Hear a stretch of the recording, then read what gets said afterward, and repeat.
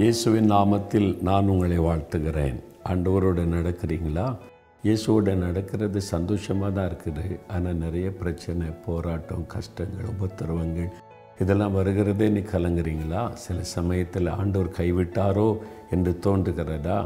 அழகான ஒரு வார்த்தை ஆண்டவர் சொல்கிறார் பாருங்கள். எபிரேயர் 12ஆம் அதிகாரம் 5ஆம் வசனத்தில், என் மகனே, கர்த்தருடைய சிட்சையை அற்பமாக எண்ணாதே. சில சமயம் அவர் நம்மை சிட்சிப்பார். சில பாடுகள், உபத்திரவ நெருக்கத்தின் மூலம் சிட்சிப்பார். எதற்காக? நம்மை பரிசுத்தப்படுத்தவும் அவரோடு நெருங்கி இருக்கிறதற்கு ஏற்ற விதமாக. அதனால் சிட்சை கண்டு கலங்காதுங்க. முடிவு நன்மையாக இருக்கும். நீங்கள் ஆண்டவரோடு இன்னும் நெருங்கி இருப்பீங்க.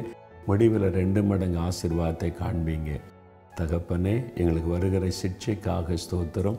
இந்த பாடு, உபத்திரவ நெருக்கங்களுக்காய் ஸ்தோத்திரம். இதன் மூலம் நெருங்கி வரவும் அன்பை ருசிக்கும் உதவி செய்கிறதற்காய் ஸ்தோத்திரம். முடிவு நன்மையாக இருக்கும் என்று விசுவாசிக்கிறேன். இயேசுவின் நாமத்தில் ஆமென்.